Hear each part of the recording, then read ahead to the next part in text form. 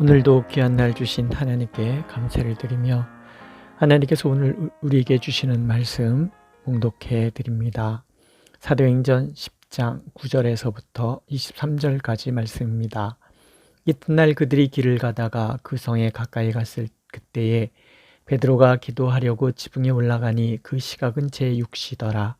그가 시장하여 먹고자 하매 사람들이 준비할 때에 황홀한 중에 하늘이 열리며 한 그릇이 내려오는 것을 보니 큰 보자기 같고 네 귀를 메어 땅에 들이웠더라.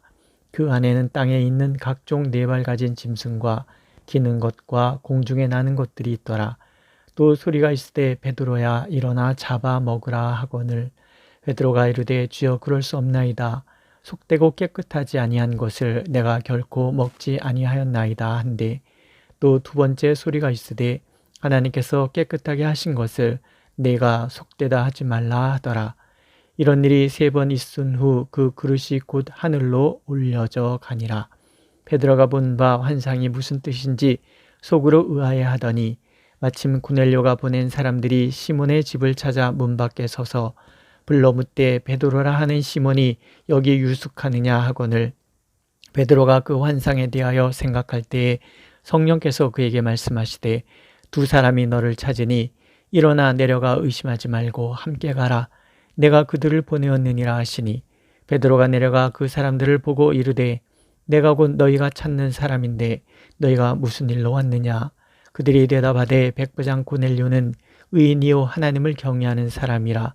유대온 족속이 칭찬하더니 그가 거룩한 천사의 지시를 받아 당신을 그 집으로 청하여 말을 들으려 하느니라 한데 베드로가 불러들여 유숙하게 하니라. 이튿날 일어나 그들과 함께 갈새 요빠에서 온 어떤 형제들도 함께 가니라. 아멘. 오늘도 보면 성령께서는 참 바쁘시게 일하십니다. 고넬료에게 천사를 보내셔서 요빠에 있는 베드로를 부르라 명하시고 이후 고넬료가 순종하여 베드로에게 사람을 보내자 이틀 뒤 가이사랴에서 약 50km 정도 떨어진 요빠에 고넬료가 보낸 사람들이 도착할 무렵 하나님께서는 베드로에게 큰 환상을 보여주십니다. 큰 부자기에 각종 네 발 가진 짐승, 기는 것, 공중의 새들이 담겨져 있는데 하나님께서 잡아먹으라 말씀하십니다. 경건한 유대인이었던 베드로에게 그것은 금기시되는 일이었습니다. 그래서 속되고 깨끗하지 아니한 것은 먹을 수 없다고 거절합니다. 아직 모든 것에 열려있지 않은 베드로의 무의식의 표현입니다. 환상이라는 것은 내 의지와 관계없이 펼쳐지는 일이지요. 따라서 내 마음에 있는 것, 우리가 흔히 말하는 속마음, 무의식이 반영되기도 합니다. 심령과 폐부를 살펴 아시는 하나님께서 베드로 안에 담겨져 있는 그 속마음의 생각을 끄집어 내시는 거지요. 유대주의에 갇혀 있는 이방인을 속되다 생각하고 그들과 교제하기를 꺼리는 그 마음. 우리가 앞으로도 읽어가겠지만 집요하게 선교를 방해하는 걸림돌로 등장하는 그 마음들, 베드로조차도 위선에 빠지게 하는 그 마음입니다. 그 마음을 하나님께서 도전하십니다. 하나님께서 깨끗하게 하신 것을 내가 속되다 하지 말라 하시지요. 굉장히 중요한 표현입니다. 우리는 우리의 기준으로 거룩과 속됨을 구분하려는 경향이 있습니다. 우리가 살고 있는 문화와 시대의 기준이 내 마음을 길들이고 우리는 무의식적으로 그 가치에 따라 행동합니다. 그 편견과 왜곡들이 하나님의 계획, 하나님의 뜻을 헤아리지 못하거나 또는 방해하고 있다는 것을 모르는 채, 또 그것이 하나님의 능력을 거부하고 있다는 것을 모른 채 말이지요. 그것이 우리의 한계이고 연약함이기도 합니다. 그래서 하나님께서는 부지런히 수정해 주시기도 하시지요. 하나님께서 옳다 하시는 것을 우리의 기준으로 틀렸다 말해서는 안 된다라고 바꿔주십니다. 그러나 여기서 베드로의 진면목, 예수께서 베드로를 수제자로 세우신 이유가 드러나기도 합니다. 베드로는 기도하는 사람입니다. 하나님 앞에 겸손히 무릎 꿇는 사람이라는 것이지요. 전에 경험이 있었습니다. 십자가의 길을 말씀하시는 주님께 항거하였다가 사단이라는 책망을 받고 하나님의 뜻을 거스르는 사람이라고 혼났던 베드로였습니다.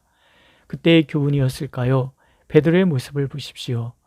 베드로가 본 바 환상이 무슨 뜻인지 속으로 의아해하더니 하지요.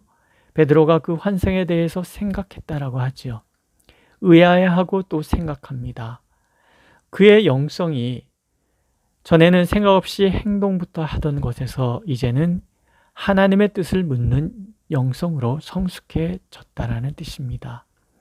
이때 사람들이 베드로의 유승 여부를 묻는 소리가 들리고 성령께서는 베드로에게 할 일을 지시하십니다. 두 사람이 너를 찾으니 일어나 내려가 의심하지 말고 함께 가라. 내가 그들을 보내었느니라. 잘 모르면 성령을 믿고 그저 순종하면 됩니다. 그러면 성령께서 인도해 주십니다. 사람들의 대답 속에서 먼저 성령의 음성을 듣게 하시지요. 백부장 고넬료는 의인이요 하나님을 경외하는 사람이라. 유다 온 족속이 칭찬하더니 그가 거룩한 천사의 지시를 받아 당신을 그 집으로 청하여 말을 들으려 하느니라. 하나님께서는 이런 사람들의 이야기를 통해서 베드로의 마음의 벽을 조금씩 허물어 드리는 것이죠.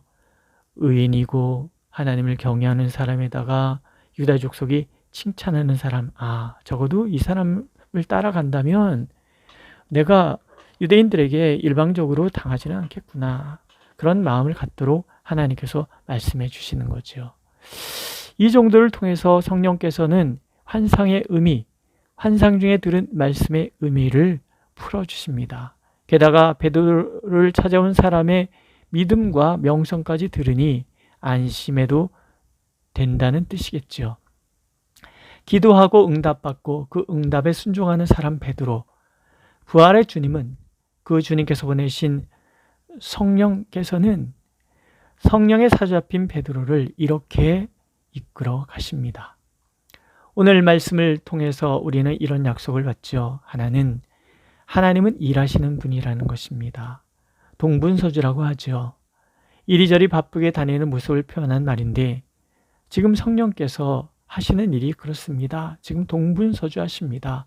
고넬료를 찾아가시랴, 베드로를 설득하시랴, 그들을 정확한 시간에 만나게 하시랴, 베드로의 의심과 두려움을 안심시키시랴.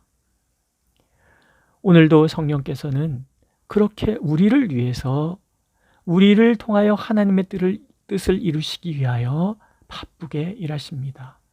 우리가 더디다고 생각하는 그 순간에도, 우리가 갈 바를 알지 못해 답답해하는 그 순간에도 우리를 향하신 하나님의 뜻을 이루시기 위하여 바쁘게 일하십니다. 때가 되면 가르쳐 주실 것입니다. 때가 되면 깨닫게 하실 것입니다. 때가 되면 탐복하게 하실 것입니다. 하나님은 오늘도 살아계셔서 그렇게 우리 한 사람 한 사람, 우리 교회를 위하여 일하고 계십니다. 인도하고 계십니다. 그 믿음으로 하나님을 바라보기를 오늘 원하고 계시는 거죠. 두 번째는 기도가 무엇보다 중요하다는 것입니다. 우리는 하나님의 뜻을 다 알 수 없습니다. 그 큰 뜻을 다 알 수 없다면 기도하는 거죠. 그 뜻에 참여하기 위하여, 그 뜻을 알기 위하여 기도해야 합니다. 고넬료가 기도하고 있을 때 하나님께서 응답하시고, 베드로가 기도하고 있을 때 하나님이 환상을 통하여 하나님의 큰 틀을 가르쳐 주시지 않습니까? 하나님께서는 하나님의 모든 계획을 다 가르쳐 주시지는 않지만 기도하는 사람에게는 그 계획을 성취하는 데 부족함이 없도록 드러내 주십니다. 고넬료도 베드로도 모두 기도하면서 하나님의 계획의 일부가 된 것을 보십시오. 그렇다면 오늘 우리에게 중요한 것도 기도입니다. 기도할 때 하나님께서는 하나님의 방법으로 하나님의 뜻을 가르쳐 주실 것입니다. 때로는 말씀으로 가르쳐 주시고, 때로는 베드로와 고넬료처럼 환상도 보여주시고, 때로는 천사를 보내시기도 하시고, 때로는 사람들의 입술을 통하여 하나님의 뜻을 듣고 보도록 만들어 주십니다. 그렇게 하나님의 뜻에 우리가 동참할 수 있도록 길을 열어주시는 분이십니다. 그렇게 하나님께서는 우리가 기도하는 자가 되고 무릎으로 하나님께 나아감으로 하나님의 그 놀라우신 뜻, 그 길의 주인공이 되기를 하나님께서는 간절히 원하고 계십니다. 세 번째는 믿음은 순종을 통하여 완성된다는 것이지요. 고넬료가 즉시 순종하여 사람을 요바에 있는 베드로에게 보냈던 것처럼 베드로 또한 하나님의 뜻에 순종합니다. 28절에 보면 유대인이 이방인과 교제하면 안 되는 줄 알면서도 성령의 음성에 순종합니다.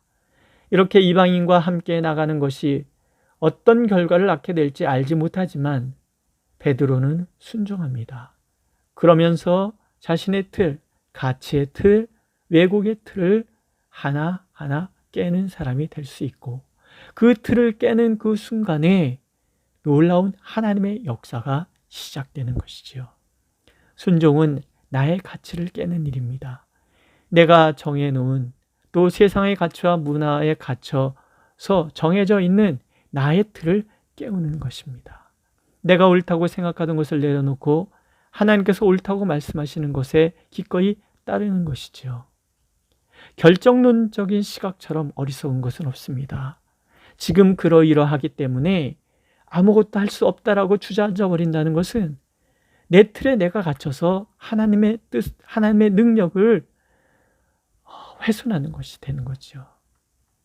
오늘도 우리가 하나님 앞에 순종할 때 순종하는 그 자리에 놀라운 하나님의 역사가 시작되고 또 이루어지는 것을 알아가기를 하나님께서는 원하고 계십니다. 내가 제 틀에 안주하는 한, 그것이 옳다고 생각하는 한 하나님의 뜻은 요원할 것입니다. 그래서 오늘도 하나님께서는 순종의 사람들을 찾으십니다. 나의 틀에 갇혀 있을 때 이해할 수 없는 일일지라도 하나님께서 말씀하셨기 때문에 기꺼이 순종하고 그래서 그 틀을 도전하고 뛰어넘으려고 하는 사람, 그들을 찾으십니다. 그리고 그 순종을 통하여 내가 상상할 수 없는 하나님의 역사를 경험할 수 있도록 우리를 부르고 계십니다. 오늘 나를 가두고 있는 나의 틀은 무엇일까요? 나는 어떤 틀에 갇혀서 하나님의 역사를 제한하고 있을까요? 또 하나님의 음성을 무시하고 있을까요? 오늘도 하나님께서는 우리가 기도의 자리에 있기를 원하십니다. 그래서 나의 뜻과 하나님의 뜻을 구분할 줄 알고 그래서 내 뜻을 내려놓고 하나님의 뜻을 이루기 위하여 나아가는 우리가 되기를 원하십니다. 하나님의 꿈을 이루는 데 기꺼이 헌신한 우리가 될 때 하나님은 당신의 모든 것을 우리에게 주심으로 우리의 삶이 하나님의 평강과 풍성함에 가득하도록 인도해 주실 것입니다. 오늘 함께 부를 찬송은 425장입니다. 주님의 뜻을 이루소서. 고요한 중에 기다리니 진흙과 같은 날 빚으사 주님의 영상 만드소서. 주님 발 앞에 엎드리니 나의 마음속을 살피시사 눈보다이게 하옵소서. 병들어 몸이 피곤할 때 권능의 손을 내게 펴사 강건케 하여 주옵소서. 온전히 나를 주장하사 주님과 함께 동행함을 만민이 알게 하옵소서. 주님의 뜻을 이루소서. 주님의 뜻을 이루소서. 이것이 오늘 우리의 기도가 되길 주님의 이름으로 축복합니다. 기도하겠습니다. 하나님, 우리를 위하여 동분서주하시며 우리가 다 알지 못할 때에도 놀라우신 하나님의 뜻을 이루어 가시는 하나님을 찬양합니다. 우리가 주님 앞에 전심으로 기도하며 하나님의 뜻을 알기를 원하옵고 그 뜻을 알아 그 뜻에 순종하는 우리가 되기를 원하오니 오늘도 우리 가운데 찾아오셔서 말씀하여 주옵소서. 눈을 열어 주옵소서. 귀를 열어 주옵소서. 깨닫는 마음을 허락하여 주옵소서. 그래서 주님의 뜻에 순종하고 주님의 뜻을 이루어가는 우리 모두가 되도록 하나님 역사하여 주시옵소서. 예수님의 이름으로 기도드렸습니다. 아멘. 하늘에 계신 우리 아버지, 아버지의 이름을 거룩하게 하시며 아버지의 나라가 오게 하시며 아버지의 뜻이 하늘에서와 같이 땅에서도 이루어지게 하소서. 오늘 우리에게 일용할 양식을 주시고 우리가 우리에게 잘못한 사람을 용서해 준 것 같이 우리 죄를 용서하여 주시고 우리를 시험에 빠지지 않게 하시고 악에서 구하소서. 나라와 권능과 영광이 영원히 아버지의 것입니다. 아멘.